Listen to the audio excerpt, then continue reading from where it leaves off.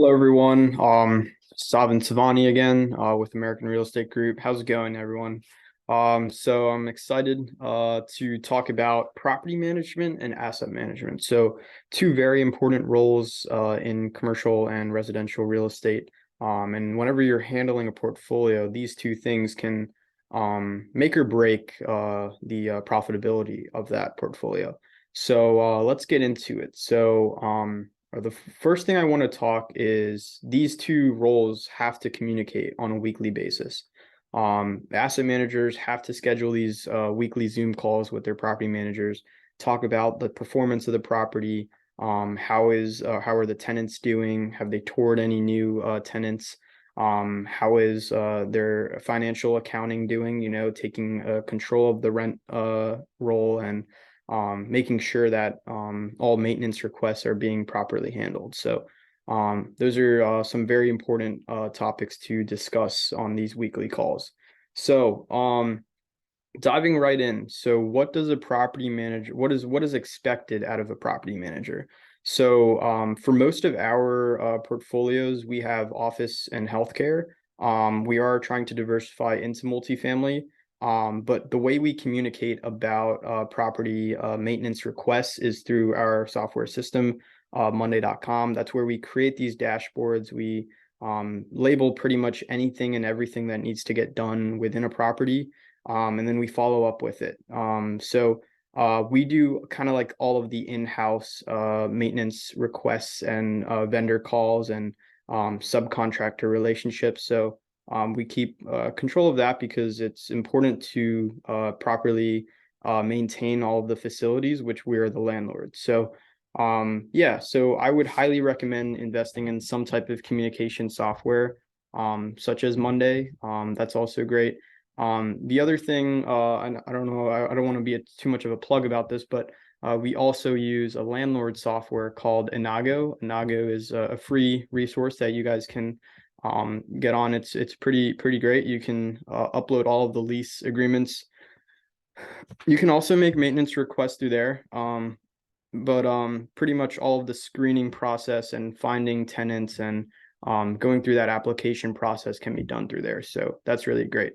Um, so yeah, the main question that we'll get into is how to handle like in-house property management and then how to properly screen third-party property management companies.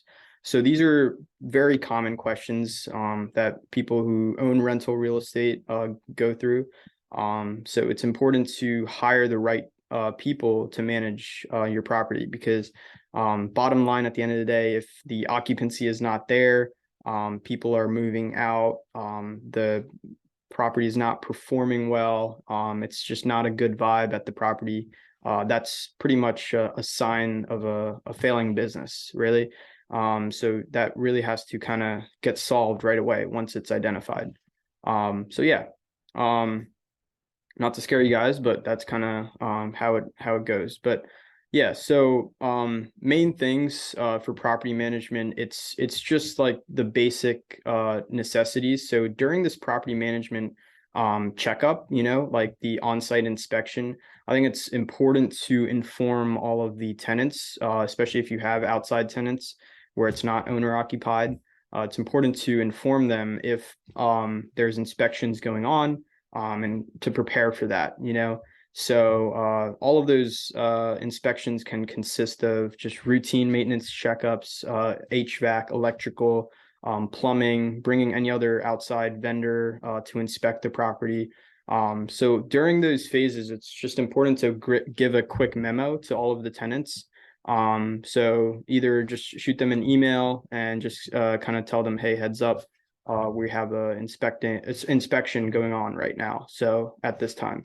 So yeah, that's that. And then I would say the other main thing is just keeping track of that rent roll. That's one of the main things that you look for is how is the property performing on this like monthly or yearly basis. So really it's just understanding every single element within the rent roll and just following up with the property management company. So I'm kind of gonna go through, sorry, I'm gonna go through this list. It's kind of an extensive list, but it's good to go through. So here we go. All right. So this is within your in-house company, just how to track rents in that aspect.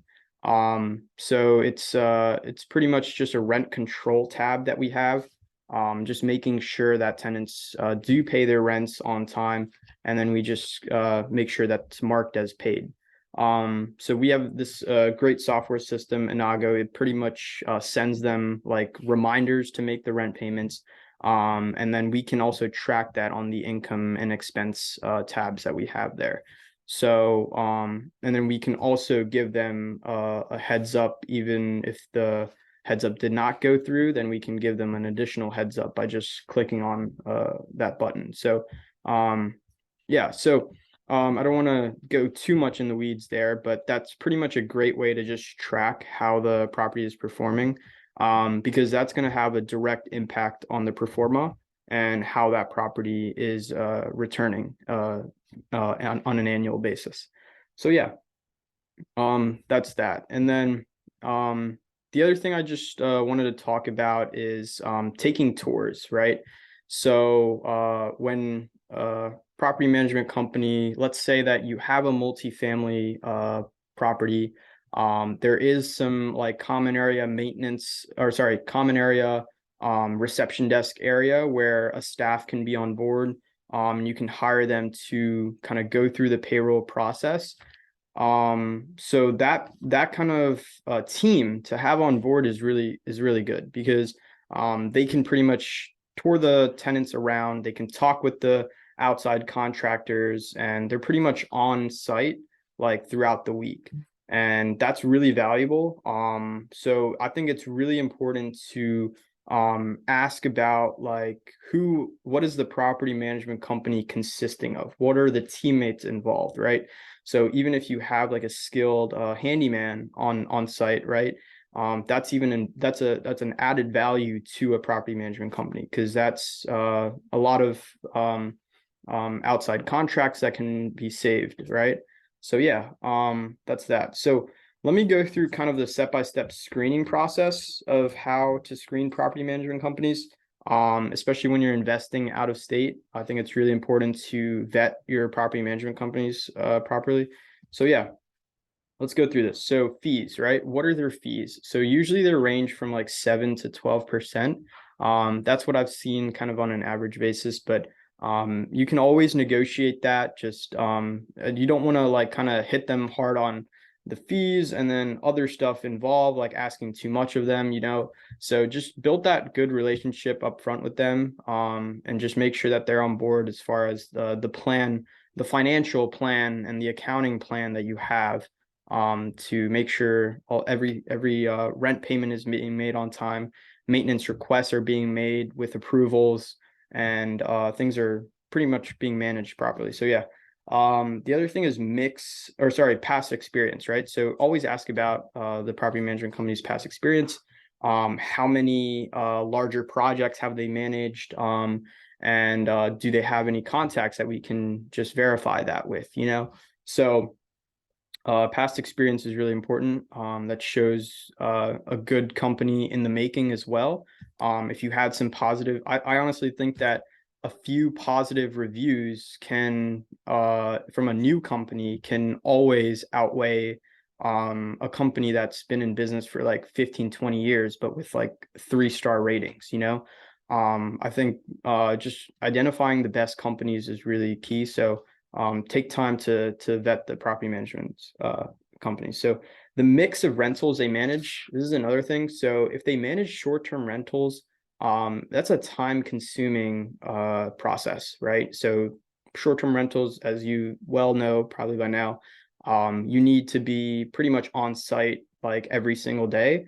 You have the tenants that the average stay is probably like under 7 days. Some like even a day, so you have to get a cleaner, a good handyman on board, to just be on site and set up the property for the next tenant, right?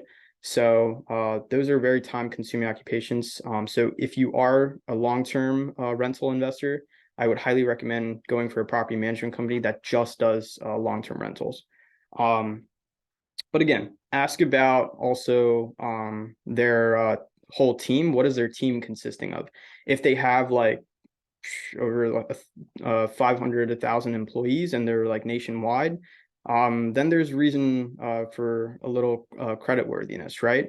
But if they're just a local company and they're managing a short-term rental like 50 miles out, and they have a long-term rental like in another state, and they're kind of like all over the place, they can't really get their act together, that's a red flag for me, right? Yeah, definitely ask about their company, the length of business, the experience in the business, right? Yeah, and then the software usage, right? So always ask like, hey, can we go with my software that I am familiar with, or do you guys suggest another software that can incorporate a lot more data analytics, right? So that would really be helpful because you want to track a lot of key metrics within like your dashboard, your KPI dashboard, to see how the property is really performing and see where things can either be alleviated, some bottlenecks can be alleviated. So yeah, always ask about their software. Next would be just the frequency of tenant and property checkup. So sometimes property management companies aren't on site. They don't really check up on the property like on a weekly basis, but maybe even like a monthly basis even. So always check with them that they're going to be like weekly on site, doing inspections, calling the right vendors, and making sure that they're accounting for all of the income and expense, right? So yeah, make sure that they're on top of their weekly tenant and property checkup. The next thing is tenant damage deposits. So these things can really cost you. So usually you're going to have some deposits with your tenants, security deposits, obviously. And if the management company is going to retain those deposits, that's a huge loss, especially with a larger project. If they're holding those deposits for their own benefit, that's a huge loss to the owner's benefit, right?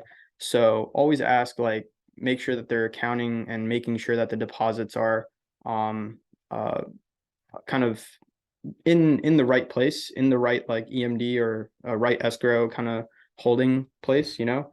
So yeah, the eviction process. So this goes by state.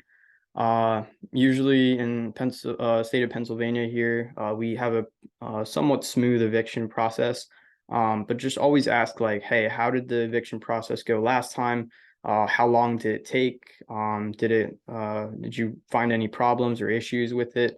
Because this directly impacts the loss of rental income, right? So evictions can really add up in a short amount of time. So yeah, tour process and tenant transition. So this is another thing to take a look at. So the tour process, how are they touring new tenants around? How are they marketing in the first place to attract them? And are they touring occupied units or vacant units? So if they're touring vacant units, it's going to take a while for them to kind of clear up and then go through that tour process. So that's like a month or two of lost time, right? So always ask like, are they okay with touring occupied units? Because that could save a good amount of time. And then tenant selection as well. So you have to have a good tenant mix. You have to screen your tenants properly. So one of the things in our software, we do a good criminal credit and kind of background check on all of our tenants, just to make sure that we're getting the right people who are first off consciously involved with like their lives and businesses, and they have a good track record of making good payments. We want to establish that relationship off the bat. So yeah, so just making sure that those applications are thoroughly screened through is really important. So marketing and photos. So this is something to talk with the broker about. So if you are utilizing a broker, sometimes property management companies can do all of the marketing and all of the photos, professional photography on their own. Other times we'll be paying leasing commissions to brokers. Yeah, so ask them like, hey, are you guys willing to do marketing and taking photos of the properties? That could really increase the amount of tenants in our unit, increase our occupancy, and it's a win-win situation for both of us, right? So ask about the marketing and photos.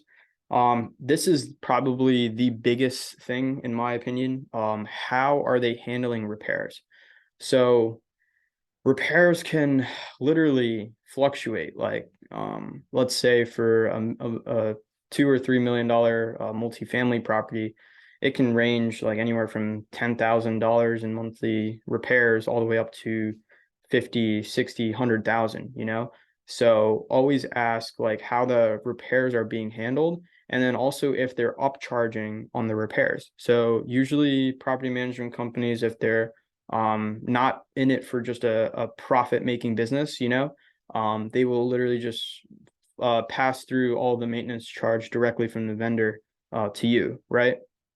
And if they're upcharging, like, that management company can get really expensive. So always ask and verify that they're not upcharging on maintenance requests, right? Because they're pretty simple to make. They're pretty simple to get in contact with the right vendors. And some of these upcharges are kind of ridiculous. So yeah, always ask about that, and just making sure that they're on top of either the exterior, the interior, the common area maintenance. All of that is kind of being taken care of. So yeah. And then also, who are their vendors? That's also important. So do they have like a trustworthy electric company, trustworthy plumbing company, an HVAC company, flooring company, drywall, stucco, you know, all of that. Just ask like who their contact is, understand their network, and that'll kind of build that credit worthiness with them, right? So yeah. So that's a quick screening of property management companies. I know there's probably a lot more things to go through, but that was kind of a quick list that I had. So please let me know more suggestions that you guys may have about property management companies, and we'd love to hear about it. So yeah, so I'm gonna do kind of a joint video here. So I'm gonna combine both the property management and the asset management together, and just seeing how both roles are kind of correlated and how people can communicate within their team on a weekly basis. So yeah, so main thing with asset management companies, I would say we are an asset management company. We do most of the asset management. We also sometimes do our in-house property management, which is really great.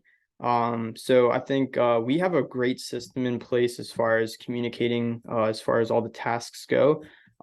We have all of the tasks listed out on our dashboard. We have priority, right? Which ones are high priority? We have all the bids, the contracts that go through with outside vendors, and then our status updates as well, right? So that shows us like which property has not been checked up on in the past like month or so that we can go there and make sure that everything is running smoothly. So that update is really important. And then I would also say any files that are attached, like contracts, outside contracts that are up for negotiation, those are also properly communicated with us as well. So yeah, it's a great process that we have. And then also, since just a quick kind of inside information of how like the healthcare business works too. So we are in the dental business basically. So we have like all these dental offices that we manage and make sure that all of the requests for maintenance concerns are being addressed, right? So we have all of the office-wise managers who check up on the property on our landlord software. So that way they can review the leases, they can talk with like the tenants if there are any, and then also talk with the dentists as well, right?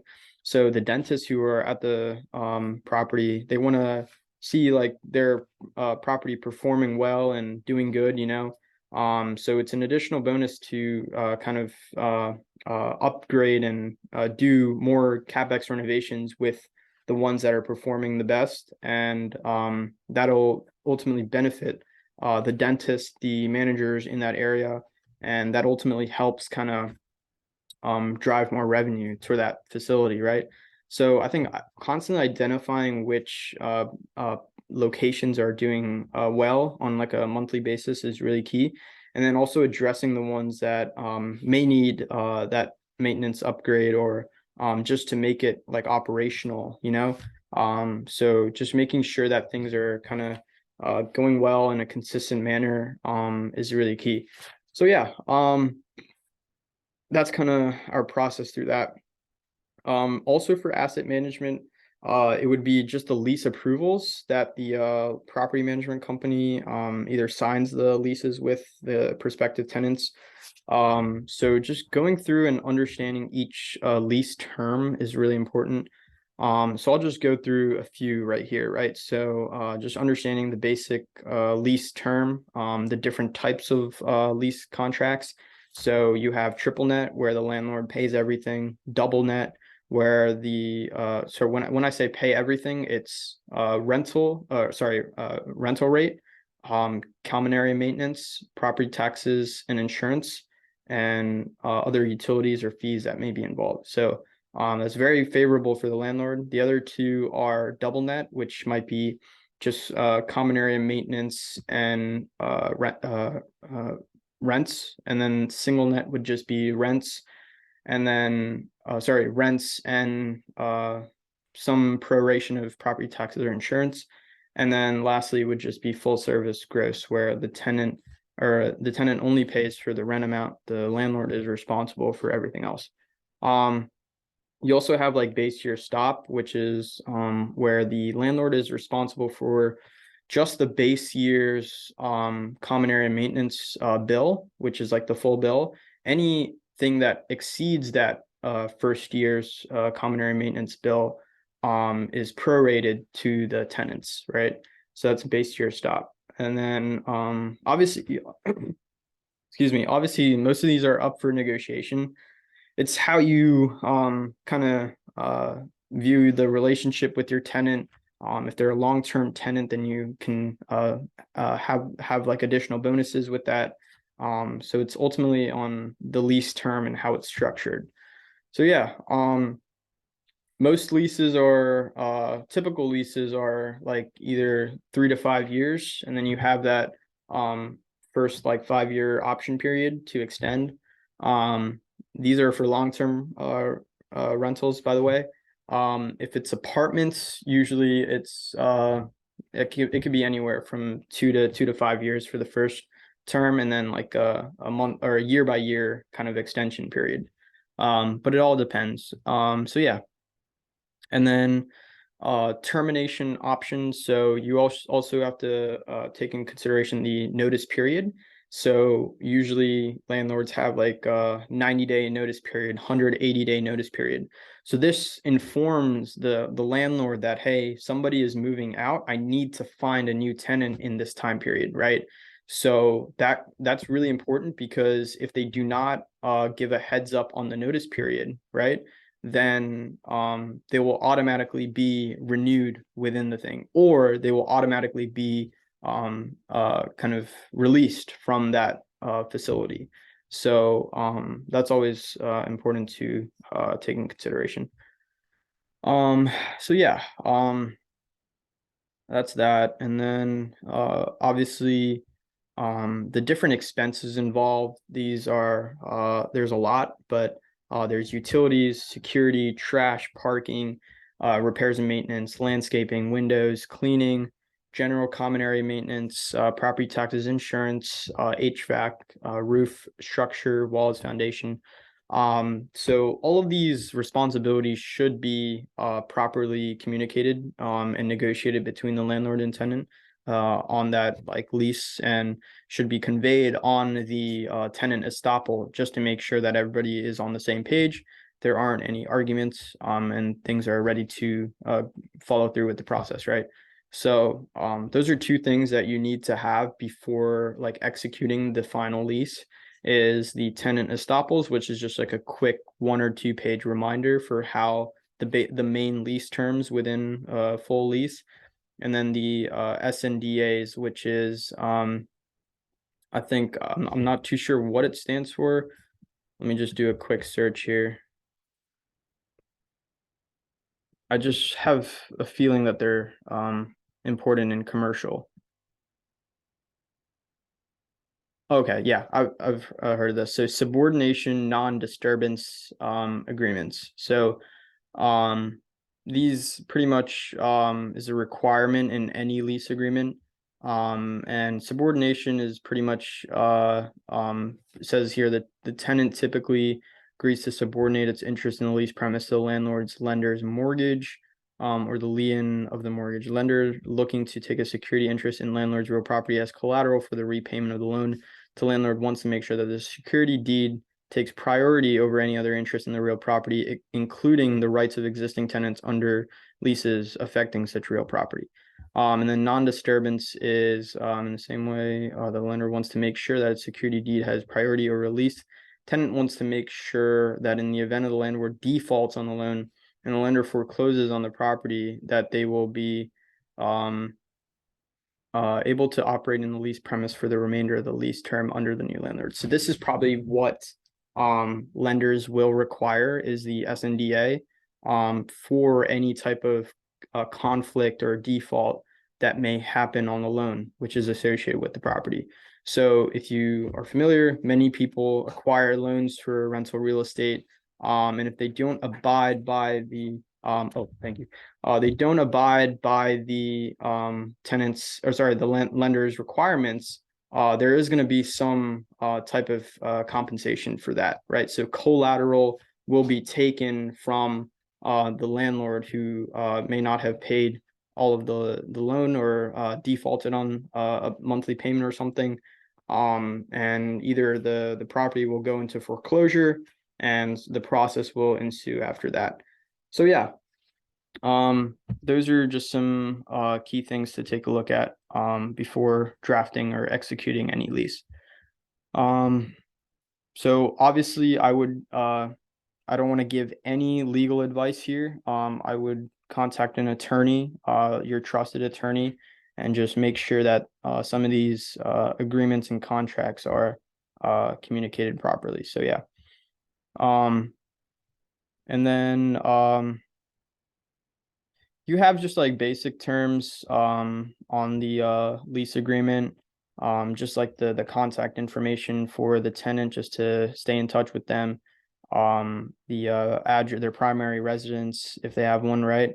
And then if they are renting parking as well. So let me just go through the other types of income that can be associated with a multifamily property or even an office property. So you have parking and garage fees. So usually if you do have parking on the facility, or if you don't, you'll have to get permits and develop those parking spaces. But those parking spaces can be either included, those fees can either be included in the security deposit that the tenant pays up front, or since it's kind of a yearly expense, this will literally just be included on the pro forma. So this will be a yearly charge, a dollar amount per month or per year, and this will be reflected on the pro forma as other income for the landlord. So that's parking garage. Then next you have pet fees. Pet fees can be accrued on an annual basis as well. If you have residents who like to have their pets on site and live with their pets, then there's an additional charge for that. You would also have ratio utility billing services. So all of the utilities that are accrued, so this would be water, sewer, electric, and some other utilities. I may be blanking, but those are the main ones. Those are going to be reflected in that RUBS. It's short RUBS, right? So ratio utility billing service. So that'll be prorated to the tenant, right? Yeah.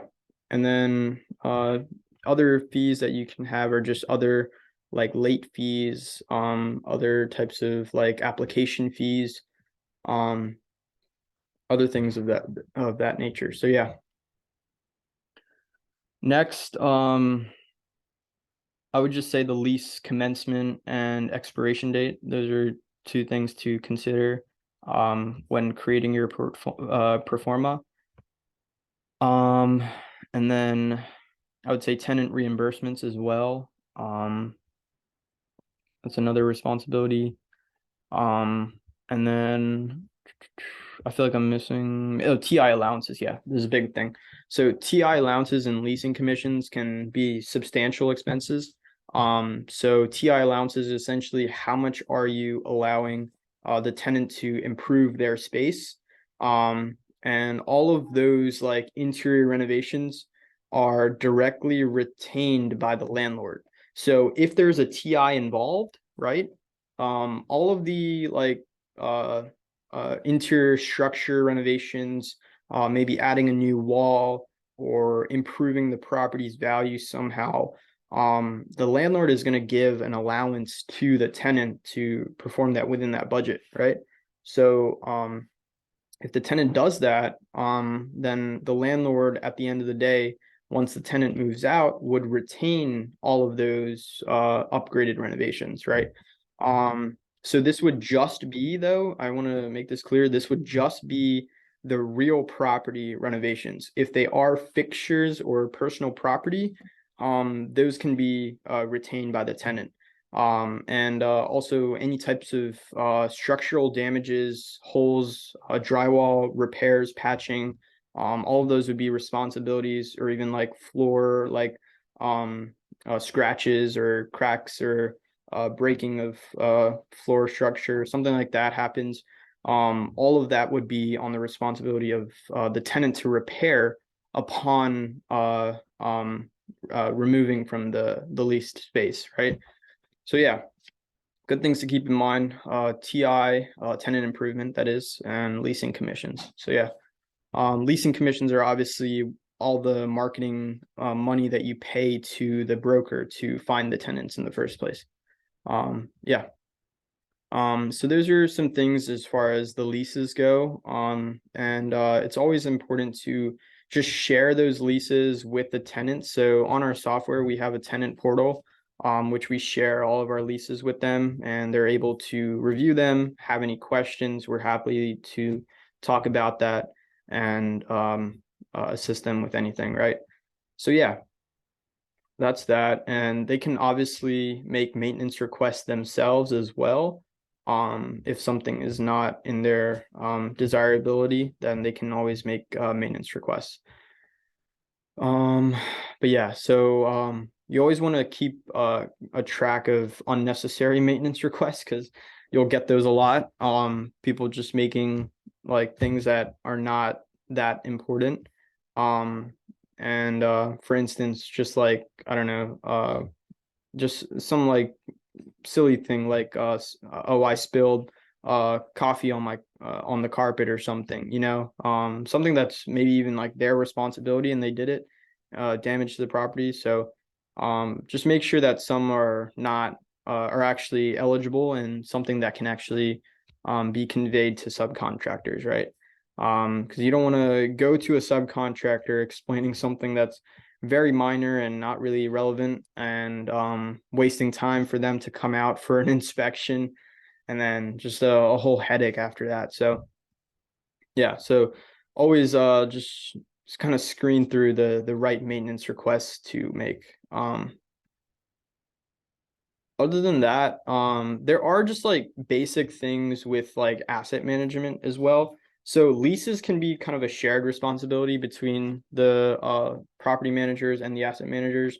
Really, the asset managers is more on the financial and accounting side, communicating with your finance and accounting team on like budget approvals, lease and capex approvals, P&Ls, are also cash flow statements, financial analysis, performing like just a monthly surveillance and reporting of the property, and then also assisting like the acquisitions team if there are new deals in the pipeline, then going through that due diligence process with them as well.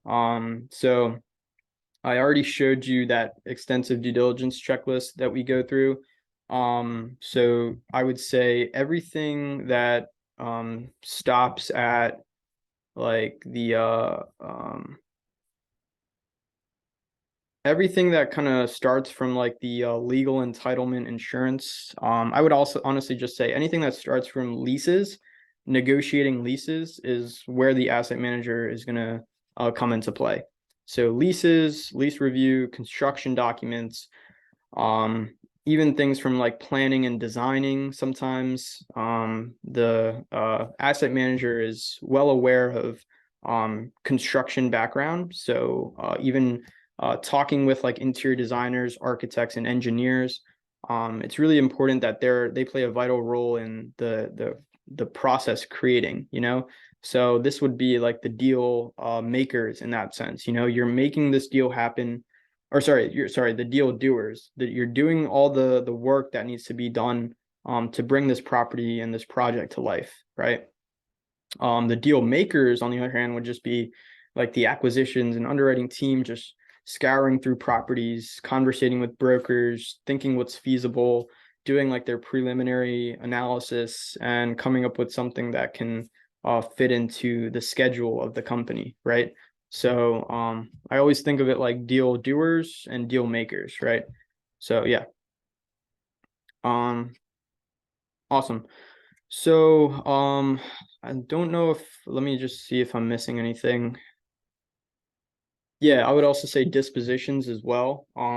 Asset management companies can assist in that aspect. So when you're notifying a property that's underperforming, it's key to either start that disposition process right away, communicate with the brokers, make sure you're asking the right questions as far as drafting the offering memorandum to publicly list on brokerage sites, and just making sure that process is thoroughly kind of screened through, right?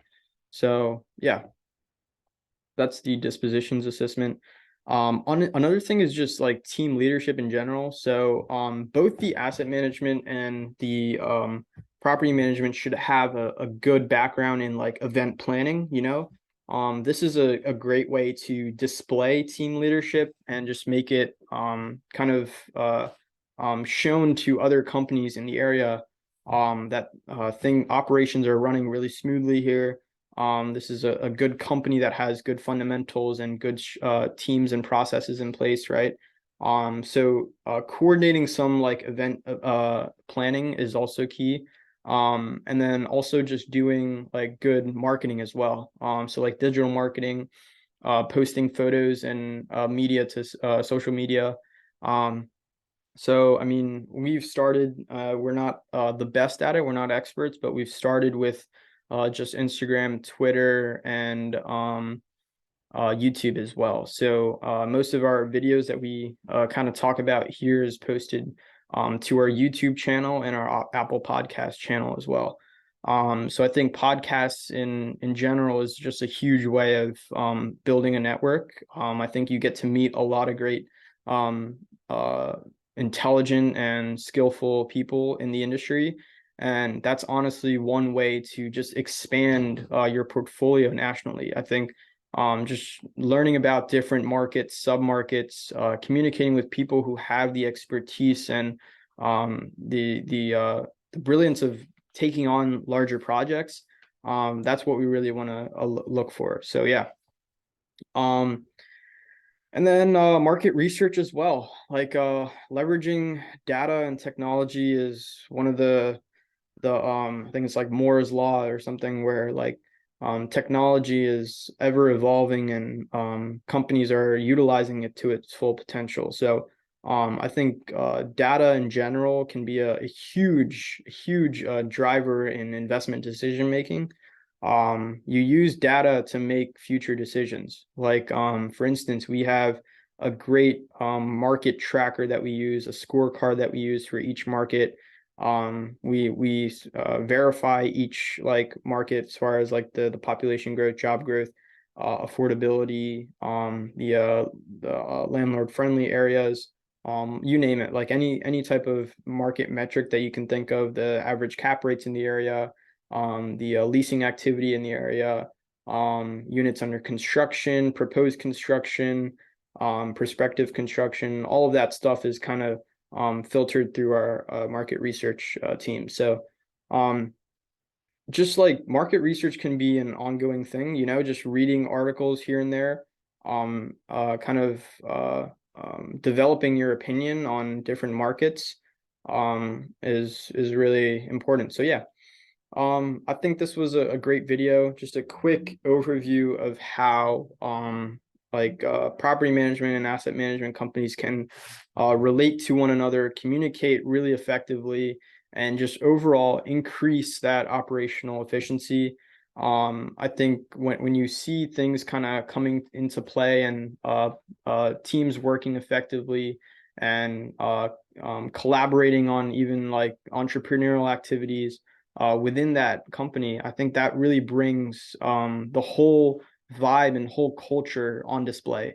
So we really think that these two roles are really important within the real estate industry, and really without it, like things cannot run, it's really that important. So yeah, thank you guys for watching. If you have suggestions, comments, I'm probably going to be doing like a market research podcast later on this week, and then our weekly podcasts or videos towards the end of the week, which is like the underwriting one, the raising capital syndication one, and the CRE due diligence one. So yeah, we'll be digging into those in more depth, and looking forward to talking more about it. Thank you guys for watching, and have a great day.